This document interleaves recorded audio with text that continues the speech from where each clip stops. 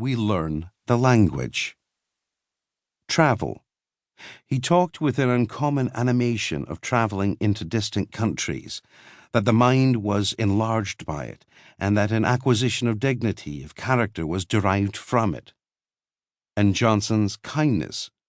Johnson's love of little children, which he discovered upon all occasions, calling them pretty dears and giving them sweetmeats, was an undoubted proof of the real humanity and gentleness of his disposition. At their last meeting, Boswell notes of Johnson, "He asked me whether I would not go with him to his house.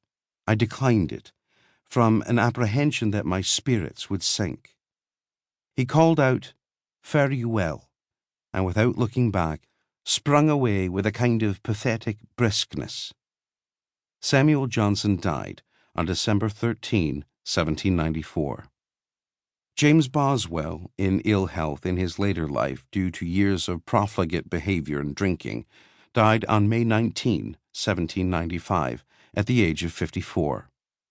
Our deep and extensive knowledge of his life springs vividly from the pages of his London journal, which offer, in unsparing detail, an unforgettable portrait of the man known chiefly as Johnson's biographer. Journal from the time of my leaving Scotland, 15 November, 1762. Introduction. The ancient philosopher certainly gave a wise counsel when he said, "Know thyself," for surely this knowledge is of all the most important. I might enlarge upon this, but grave and serious declamation is not what I intend at present. A man cannot know himself better than by attending to the feelings of his heart and to his external actions, from which he may, with tolerable certainty, judge what manner of person he is. I have therefore determined to keep a daily journal, in which I shall set down my various sentiments and my various conduct, which will be not only useful, but very agreeable. It will give me a habit of application and improve me in expression, and knowing that I am to record my transactions will make me more careful to do well. Or, if I should go wrong, it will assist me in resolutions of doing better. I shall here put down my thoughts on different subjects at different times, the whims that may seize me, and the sallies of my luxuriant imagination. I shall mark the anecdotes and the stories that I hear, the instructive or amusing conversations that I am present at, and the various adventures that I may have.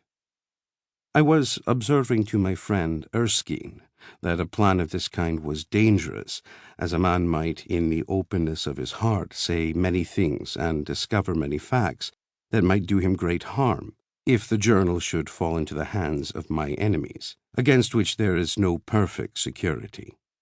"Indeed," said he, "I hope there is no danger at all, for I fancy you will not set down your robberies on the highway, or the murders that you commit. As to other things, there can be no harm." I laughed heartily at my friend's observation, which was, so far, true. I shall be upon my guard to mention nothing that can do harm. Truth shall ever be observed, and these things, if there should be any such that require the gloss of falsehood, shall be passed by in silence. At the same time, I may relate things under borrowed names with safety that would do much mischief if particularly known. In this way I shall preserve many things that would otherwise be lost in oblivion.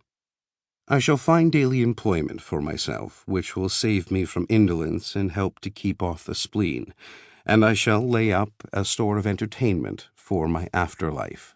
Very often we have more pleasure in reflecting on agreeable scenes that we have been in than we had from the scenes themselves. I shall regularly record the business, or rather the pleasure, of every day.